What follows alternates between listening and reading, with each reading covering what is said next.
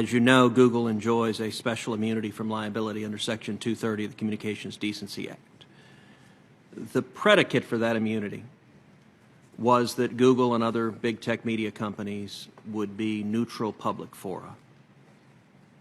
Does Google consider itself a neutral public forum? Thank you, Senator. Yes, it does. Okay. Are you familiar with a report that was released yesterday from Veritas that included a whistleblower from within Google, that included videos from a senior executive at Google, and that included documents that are purportedly internal PowerPoint documents from Google?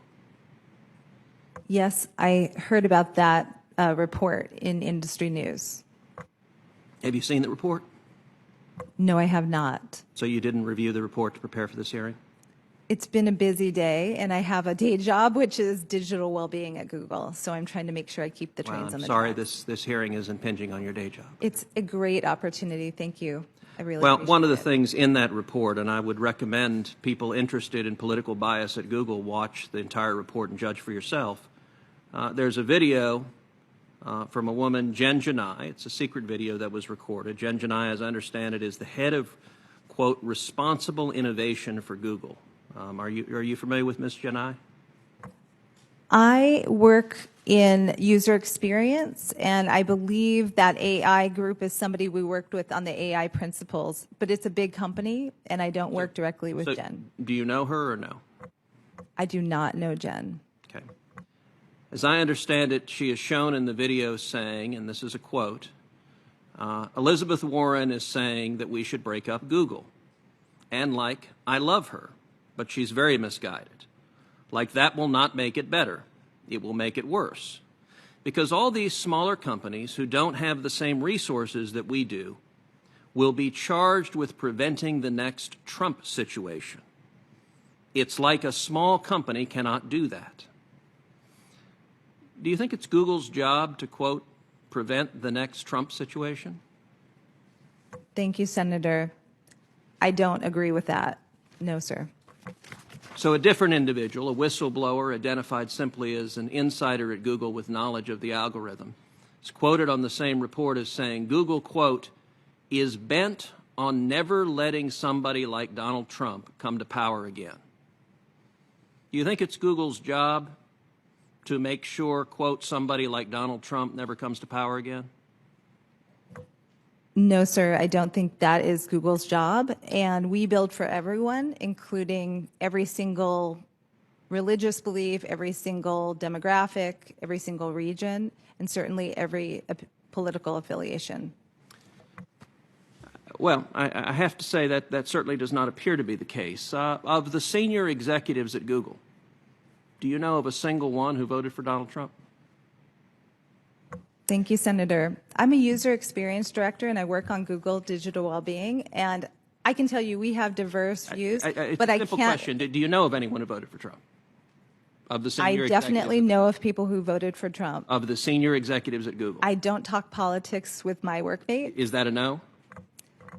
Sorry, is that a no to what? Do you know of any senior executives, even a single senior executive at the company who voted for Donald Trump?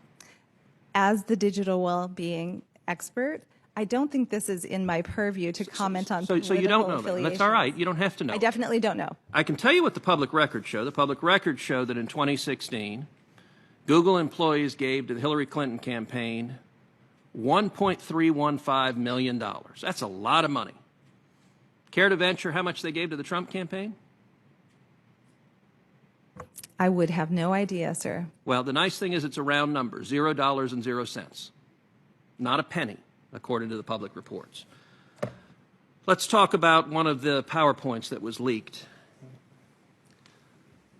The Veritas report has Google internally saying, I propose we make machine learning intentionally human-centered and intervene for fairness. Is this document accurate? Thank you, sir.